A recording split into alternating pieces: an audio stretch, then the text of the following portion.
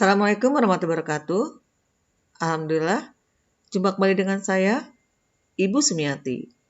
Kali ini saya akan menjelaskan tentang penghapusan piutang dengan metode langsung.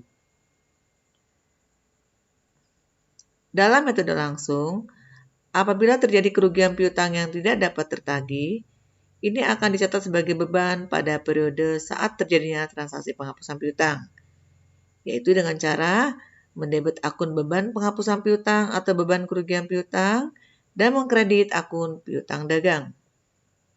Contohnya, pada tanggal 5 Februari 2021, PD Permata menghapuskan piutang pada debitur Lukman sebesar 4 juta rupiah karena debitur yang bersangkutan tidak diketahui tempat tinggalnya. Nah, di sini apabila PD Permata menggunakan metode langsung untuk mencatat penghapusan piutangnya, maka jurnal yang dibuat oleh PD Permata ini adalah, kita buat tanggalnya ya. Tanggalnya adalah tanggal 5 Februari. Di sini kita akan mencatatnya ke akun beban penghapusan piutang di sebelah debit. Atau bisa juga kita mencatatnya ke akun beban kerugian piutang ya. Kreditnya adalah piutang dagang. Nilainya masing-masing senilai 4 juta rupiah.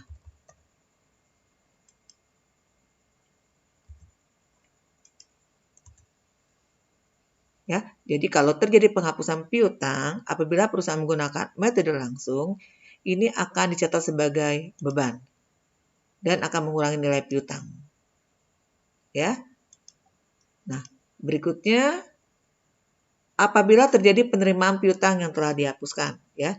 Jadi ada piutang yang sudah dihapuskan, kemudian ternyata diterima pembayarannya.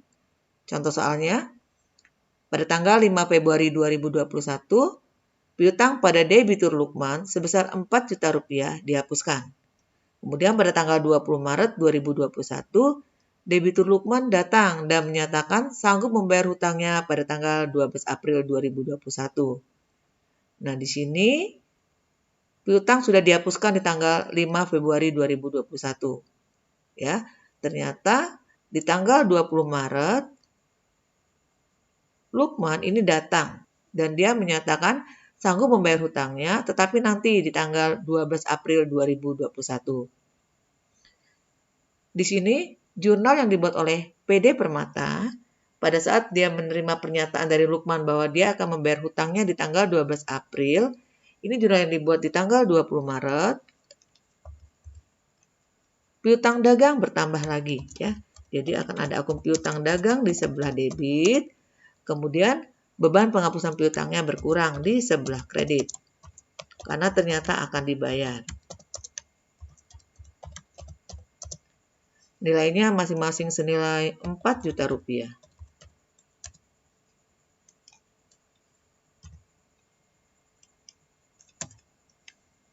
Nah, kemudian di tanggal 12 April, ketika Lukman membayar hutangnya kepada PD Permata, ini jurnal yang akan dibuat oleh PD Permata adalah kas bertambah di sebelah debit, kemudian piutang dagang berkurang di sebelah kredit.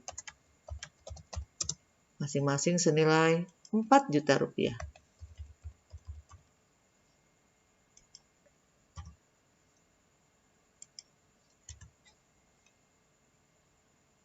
Bisa dipahami ya? Berikutnya, kalau misalnya di tanggal 20 Maret, ini debitur Lukman datang dan langsung membayar hutangnya, maka jurnal yang akan dibuat ya. Jadi kalau misalnya tanggal 20 Maret itu langsung membayar, dia datang dan langsung membayar, maka jurnal yang akan dibuat oleh PD Permata ini adalah kas bertambah di sebelah debit, kemudian beban penghapusan piutang berkurang di sebelah kredit. Masing-masing senilai 4 juta rupiah.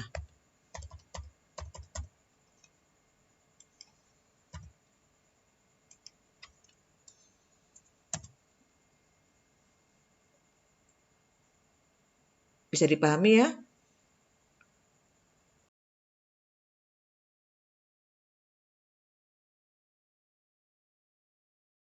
Kalau kamu lihat contoh soal di sini periode penghapusan piutang dan periode pembayarannya ini sama, yaitu tahun 2021.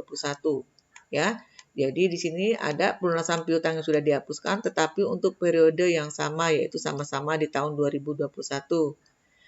Nah, sekarang kalau misalnya periode pelunasannya ini berbeda, ya. Di sini periode penghapusan piutangnya tadi di tahun 2021, sementara pembayarannya misalnya di tahun 2022 ya. Kita lihat contoh soalnya di sini. Pada tanggal 10 Januari 2022 diterima dari Anwar sebagai pelunasan hutang ya sebesar 2 juta. Piutang tersebut telah dihapuskan pada tanggal 13 Oktober 2021.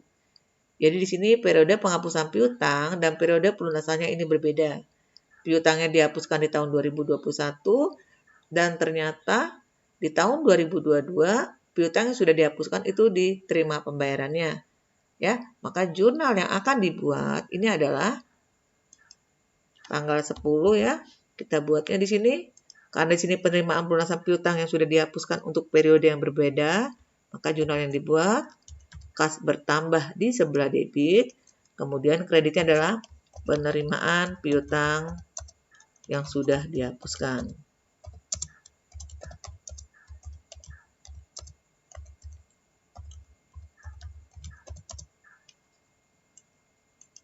Nilainya masing-masing senilai 2 juta.